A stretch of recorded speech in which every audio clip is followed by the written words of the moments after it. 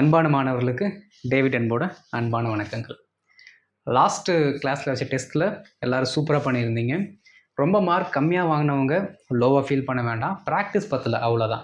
Okay, practice பத்தலை. Maybe உங்களுக்கு time கிடைக்காமல் இருந்திருக்கலாம், இல்லை நான் சொல்லி கொடுத்தது ஒழுங்காக புரியாமல் இருந்திருக்கலாம். ஓகே, ஸோ திரும்ப திரும்ப பாருங்கள், கொஞ்சம் டைம் ஸ்பெண்ட் பண்ணுங்கள், நீங்களும் நல்ல மார்க் வாங்கலாம். Today the topic we need to study is let. So அதுக்கு முன்னாடி நம்ம சேனலுக்கு தான் ஃபஸ்ட் டைம் வந்திருக்கீங்க அப்படின்னா சேனலை சப்ஸ்கிரைப் பண்ணி வச்சுக்கோங்க, பெல் பட்டனை கிளிக் பண்ணுங்கள், அண்டு உங்களுக்கு தெரிஞ்சவங்களுக்கு நம்ம வீடியோ ஷேர் பண்ணுங்கள். அப்போ தான் அவங்களுக்கும் அது பயனுள்ளதாக இருக்கும். இன்றைக்கி நாம் பார்க்க போகிற டாபிக் லெட். ஓகே, அதாவதுங்க இதுக்கப்புறம் தான் மெயின் ஸ்க்ரீனே இருக்குது அப்படின்னு சொல்லுவாங்கள்ல, அந்த மாதிரி இதுக்கப்புறம் தான் நம்ம பார்க்க வேண்டிய முக்கியமான டாபிக்ஸ் எல்லாம் இருக்குது.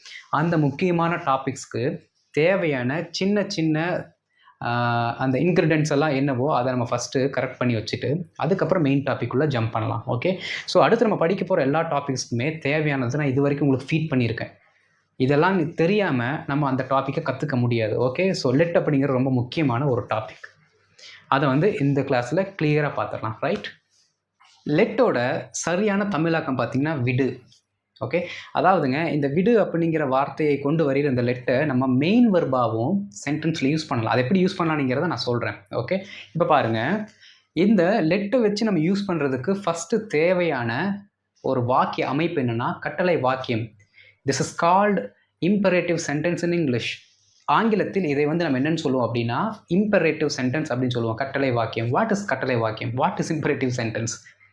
The sentence which starts with verb, வினைச்சொல்லை கொண்டு தொடங்குகிற வாக்கியம் தான் கட்டளை வாக்கியம். நீங்கள் நினைக்கலாம் நம்ம எஸ்விலெலாம் படிக்கும்போது எஸ்வினே தான் வந்துச்சு, அதில் சப்ஜெக்டில் தான் நீங்கள் ஆரம்பிக்கணும்னு சொன்னீங்க. Yes, you are right. Okay, சப்ஜெக்டில் ஆரம்பிக்கிறதும் ஒரு வகையான வாக்கியம்.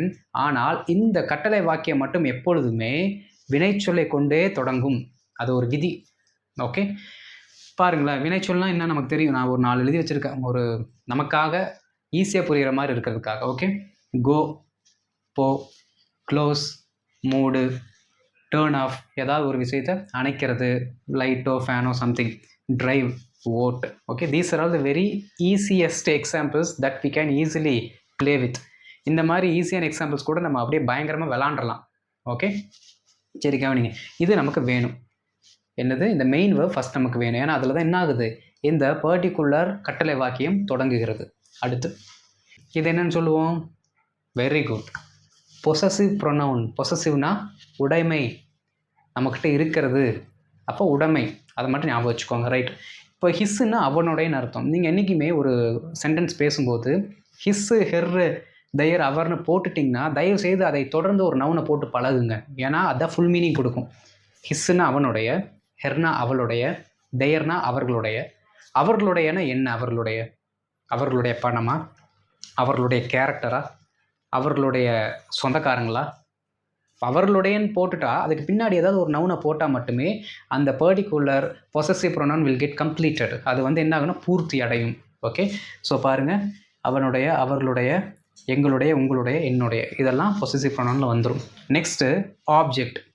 Already we have seen this object. Sentence pattern படிக்கும்போது அந்த ஆப்ஜெக்ட் படிச்சிட்டோம். ஆப்ஜெக்டில் பார்த்தீங்க அப்படின்னா வி ரெட் 2 வேரியேஷன்ஸ். One is direct object, another one is indirect object. ஒன்று டைரக்ட் ஆப்ஜெக்ட், இன்னொன்று இன்டைரக்ட் ஆப்ஜெக்ட். இதை நம்ம ஆல்ரெடி படிச்சிட்டோம். ஓகே, அது டைரக்ட் ஆப்ஜெக்டோ இன்டைரக்ட் ஆப்ஜெக்டோ என்னவோ இருக்கட்டும், பட் இதை நீங்கள் தெரிஞ்சுக்கோங்க. ஓகே, இது டைரக்டாக இன்டைரக்டாக அப்படிங்கிறது நீங்கள் ரிசர்ச் பண்ண தேவையில்லை, மீனிங் என்னென்னு மட்டும் தெரிஞ்சாலே போதும்.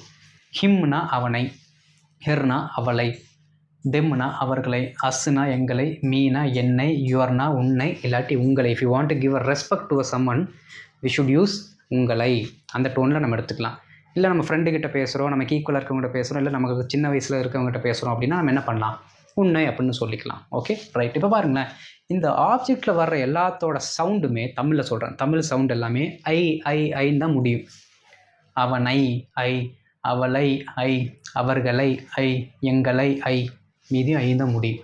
அப்போது ஆப்ஜெக்டில் வர்ற அந்த மனிதர்களை நீங்கள் சொல்லும்போது அந்த ஐ அப்படிங்கிற சவுண்டில் தான் முடியும். அப்போ ஐங்கிற சவுண்டில் ஒரு வார்த்தை முடியுதுன்னா அவங்க இதில் தான் வராங்கங்கிறத நீங்கள் யோசிச்சுக்கோங்க. ஒரு சும்மா டிப்ஸாக தரேன். ஓகே, ஸோ இந்த குரூப் ஆஃப் எலமெண்ட்ஸை வச்சு தான் இந்த லெட் அப்படிங்கிற சென்டென்ஸ் உருவாக்க போகிறோம். ஓகே, ஃபஸ்ட் இதை பார்த்துக்கோங்க, இது ஒரு பேசிக்கு. இதை வச்சு எப்படி அந்த லெட் அப்படிங்கிற சென்டென்ஸ் உருவாகுதுங்கிறத இப்போ பார்க்கலாம். இந்த லெட்டை ப்ராக்டிஸ் பண்ணும்போது நீங்கள் முதல் செய்ய வேண்டிய வேலை இந்த வார்த்தைகள் இருக்குது பாருங்கள், ஹிம்மு, ஹெர்ரு, தெம்மு, மீ, அஸ்ஸு. ஓகே, இந்த மாதிரி வார்த்தைகளுக்கு முன்னாடி லெட் அப்படிங்கிற வார்த்தையை போட்டு ப்ராக்டிஸ் பண்ணிக்கிட்டே இருக்கணும். Let him, let her, let them, let us, let me. லெட்டுன்னு வந்துட்டாலும் அதுக்கப்புறம் இவனுக்கு தான் வரணும், வேறு யாரையும் போட்டுறாதீங்க. இந்த ஹிஸ் ஃபேமிலி, அந்த ஹெர் ஃபேமிலி அதில் இருக்குல்ல, அது வந்துச்சு அப்படின்னா let his mother, let her friend, okay, let their batch, இந்த மாதிரி ஏதாவது ஒன்று போட்டு ப்ராக்டிஸ் பண்ணுங்கள். இதைத்தான் ப்ராக்டிஸ் பண்ணணும். இன்கேஸ் இதுக்கு தவிர நீங்கள் பேர் கூட போட்டுக்கலாம். ஓகே, லெட் அன்பு, லெட் டேவிட், இந்த மாதிரி நீங்கள் தான் பேர் கூட போட்டுக்கலாம். ஆனால் இதுதான் நீங்கள் மேக்ஸிமம் யூஸ் பண்ணுவீங்க. அவங்கள தவிர நம்ம அந்த பொசசிவ் ப்ரோனவுன் அண்ட் இந்த நார்மல் வேர்ட்ஸை தவிர இதுதான் நம்ம maximum around 95% we will use these terms.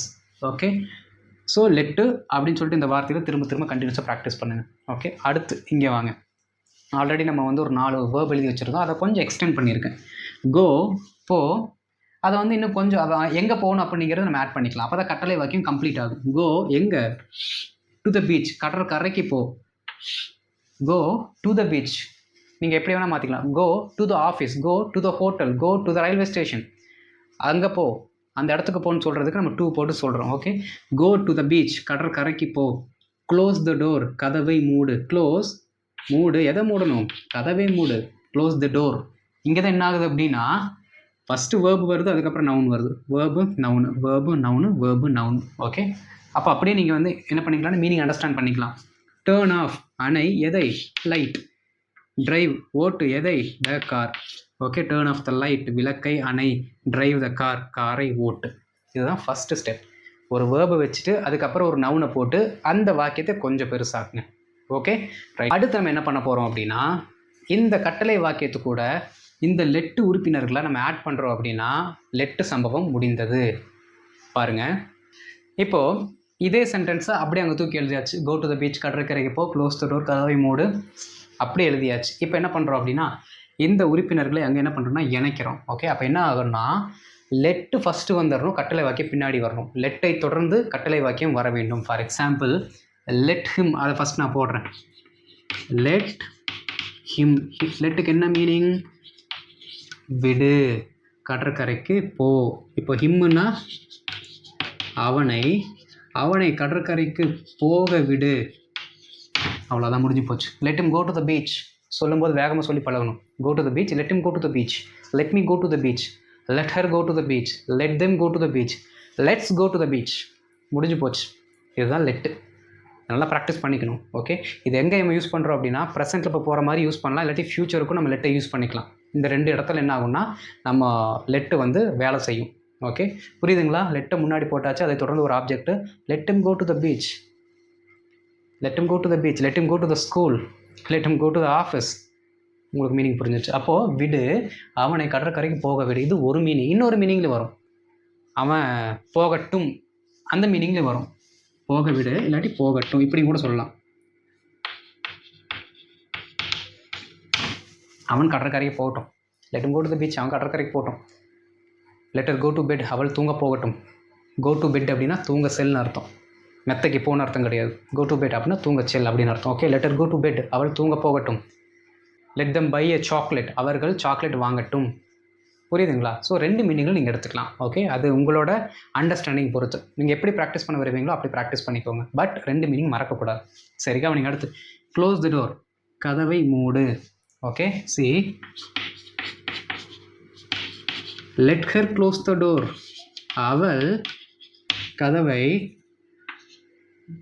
மூடட்டும். அவளைன்னு போட்டோம்னா அவளை கதவை மூட விடு. ஓகே, மூட விடு, அவளை கதவை மூட விடு. 2 மீனிங்ல வந்துடும். ஓகே, அவளை கதவை மூட விடு. Okay, allow her to close the door. allow வந்து என்ன பண்ணலாம்னு நீங்கள் யூஸ் பண்ணிக்கலாம். allowவும் சொல்லிக்கலாம், லெட்டும் சொல்லிக்கலாம். ஓகே, பட் மேக்ஸிமம் லெட்டை யூஸ் பண்ணி பழகிக்கோங்க. ரைட், அவளை வந்து கதவை க்ளோஸ் பண்ண விடு, அவளுக்கு தெரியும். புரியுதுங்களா? அடுத்து டேர்ன் ஆஃப் த லைட், விளக்கை அணை. இப்போ என்ன பண்ணலாம் அப்படின்னா லெட் தெம்னு போட்டுக்கலாம். ஓகே, அவர்களை, அவர்களை விளக்கை அணைக்க, அணைக்க விடு. அவ்வளோதான். Let them turn off the light, அவர்களை விளக்க அணைக்க விடு. அதை போட்டிருந்தா கண்ணு அவங்களுக்கு வலிக்குது போல் இருக்குது. நைட்டு 12 மணி ஆகிப்போச்சு, 1 மணி ஆகிப்போச்சு. நீ சும்மா உட்காந்து கதை பேசிகிட்டு இருப்ப, அவங்க அப்புறம் தூங்குவாங்க. Let them turn off the light, அவர்கள் விளக்கை அணைக்கட்டும், இல்லாட்டி அவர்களை விளக்கை அணைக்க விடு. புரியுதுங்களா? Right. Drive the car, let me drive the car, என்னை காரை ஓட்ட விடு. உங்கள் ஃப்ரெண்ட்கிட்ட கேட்குறோம், டே let me drive the car, என்ன காரை ஓட்ட விடு. லெட் மீ ஸ்பீக், என்ன பேச விடுடா. லெட் மீ கோ, என்ன போக விடு அப்படின்னு சொல்லுவோம்ல. So let me drive the car, என்னை காரை ஓட்ட விடு. இதே பெரியவங்ககிட்ட சொல்கிறேன்னா, சார் சார் நான் ஓட்டுறேன் சார், சார் நான் ஓட்டுறேன், let me drive the car sir, sir let me drive the car sir, let me serve sir, நான் சாப்பாடு போடுறேன் sir, let me serve the dish, நான் சாப்பாடு போடுறேன் சார். புரியுதுங்களா? ஸோ இந்த மாதிரி இடத்துல என்ன பண்ணுவோம் அப்படின்னா, நம்ம இந்த லெட்டை போட்டு யூஸ் பண்ணுவோம். புரிஞ்சிருக்கும்னு நினைக்கிறேன் உங்களுக்கு. Okay, let him go to the beach, அவன் கடற்கரைக்கு போக விடு, இல்லாட்டி கடற்கரைக்கு போகட்டும். Let her close the door, அவள் கதவை மூடட்டும், இல்லாட்டி அவளை கதவை மூட விடு. Let them turn off the light, அவர்களை விளக்கை அணைக்க விடு, இல்லாட்டி அவர்கள் விளக்கை அணைக்கட்டும். Let me drive the car, என்னை காரை ஓட்ட விடு, இல்லாட்டி நான் காரை ஓட்டுறேன்.